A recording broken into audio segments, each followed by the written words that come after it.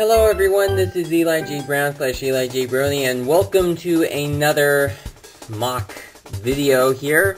This is an updated mock video where I show off some mocks that I think that I have shown before, but I have now updated them once again.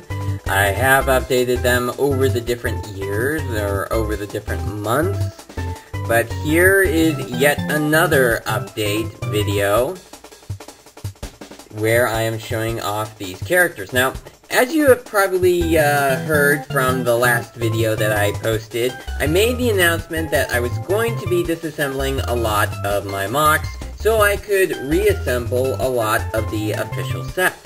And I will be doing some reviews on any sets that I have not done already. And as a result of that, I've had to reconstruct, well, at least Mr. Makuro and Quadal. Zib is pretty much the same, though I'm not really sure if I've shown this version of Zib off already.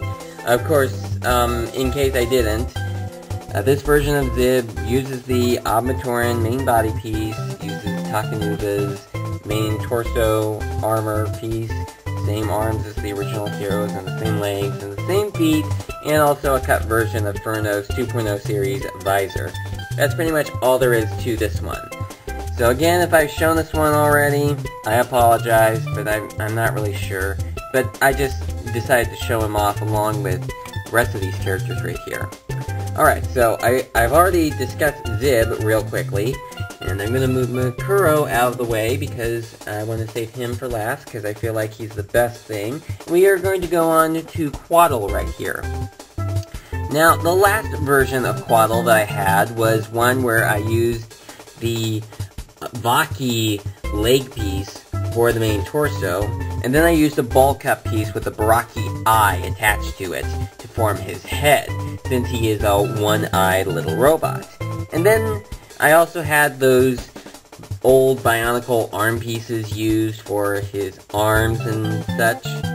For this updated version, I went ahead and brought him over to the character and creature building system style, which was first introduced with Hero Factory 2.0. I used one of the smaller torso pieces that was first introduced with XT4, and it was also used in a number of different sets after that, including the Protectors that came out in 2015.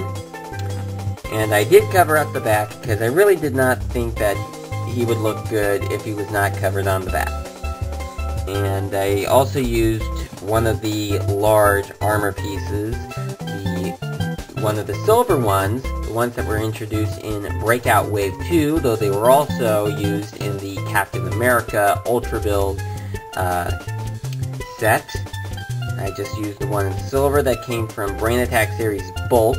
In case you didn't watch my Brain Attack Accessory Pack video, you would know that I got an extra bulk as my way of getting the Brain Attack Accessory Pack, since by the time that that was announced, I had already gotten every one of the Brain Attack series of sets, so I had to buy a set that I already got again because there wasn't any left to buy. And, well, I'm using the one from the extra bulk. Or the one from the original one, because it's really hard to know as to where all of these pieces came from. Though I think I also got another one of these off of Bricklink at one point. Not really sure. And I used a 3 long size armor piece for his head, and just added the Baraki eye to it. Alright, so now, saving the best for last, we have Mr. Makuro. I think his full name is Akiyama Makuro. I'm not really sure.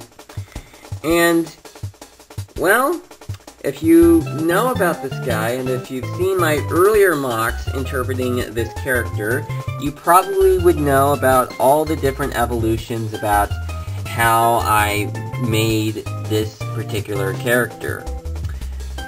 Well, first off, something that was pretty obvious about Mr. Makuro in the TV series was the fact that his face resembled the Mahiki, the Bionicle mask from the original series, and I took one of those and spray painted it in gold, though of course my earlier MOCs had it just use the one in gray, because when we saw Mr. Makuro in the original Rise of the Rookie series, it was kind of dark, so it was hard to tell as to what color his face was supposed to be. But of course, when we got into Ordeal of Fire, he was shown to be outdoors, so we got to see a little bit more of what color his head should look like, and I saw that it was gold. And I actually started out using a gold Sharpies marker to make this mask gold, and then I went on to using spray paints in order to make it gold, and this is how it came out. And also, some add-on to the gold is I used one of the gold Bionicle headpieces, the one that was used on the battering ram. I'm not going to be reassembling the play sets from Bionicle, by the way. I didn't get all of those. I'm only going to be bringing back the large figure sets. The small minifig Bionicle sets, as far as I know, did not really sell all that well, which was why they didn't have any more of them after 2007, but I didn't really care because, well, for one thing, they were too expensive for me to buy anyway. I only bought a few of them, and they really weren't all that fun anyway, to be 100% honest. So, for the overall body, just like with Quadal, I went ahead and used the character and creature building system pieces. And I also used a lot of the brown armor pieces. The 4-long size, I think they came from the Legends of Chima 2014 set. I got these off of Bricklink from a seller in the UK, since, as you may know, the Ultra Build 2014 Legends of Chima sets were not released in the United States. And I think now I know why, because I think that the ones that came out in 2013 did not sell all that well, so they pretty much did not want to risk having poor sales like again. Or maybe there was just not enough to sell, so they had to drop one country. Shame America had to be the one that they picked, but they had to make a decision, unfortunately. But anyway, I did manage to get those parts off of Bricklink, though I didn't get a full-on set. And I also used the dark tan hand pieces. I think these ones actually came from the Star Wars buildable action figure set. And also a brown main torso piece, which I think is also from a Legends of Chima set. So I don't think it came from one of the large action figures, but actually another add-on piece from one of the minifigure sets, one of the very large minifigure sets. That one came from Bricklink, by the way. And I also use a Bionicle 2015 style armor piece for his chest.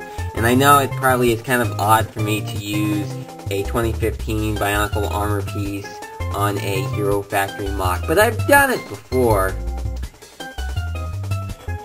And the brown paw pieces that were from Ogram, I had 3 of them.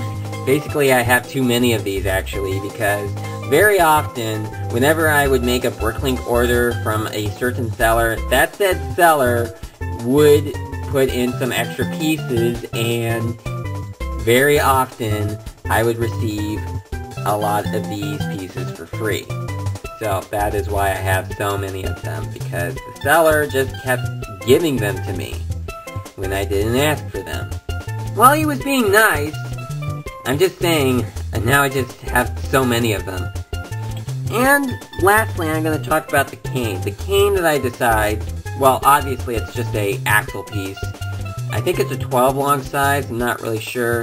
And I just went ahead and used one of these Technic pieces for the top part of it. You know, to show that it's like an actual cane, because Mr. Makuro is an elderly robot, though I don't know how robots can get elderly since they are machines. They should be able to last for a long time. Really long time. He managed to last the longest time, anyway. But regardless, that is the cane right there.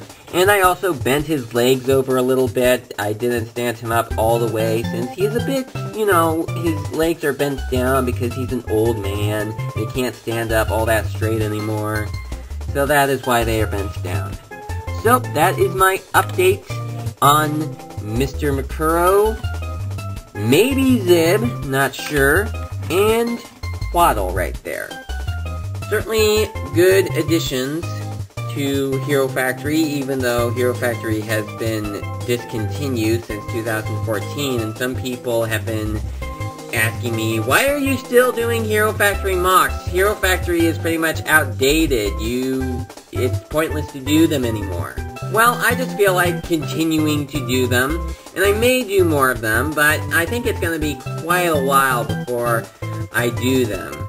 And plus, I do have, well, one upcoming MOC for Hero Factory, but I'm going to be revealing that much later, like sometime after I have gotten all of the original Bionicle sets reassembled.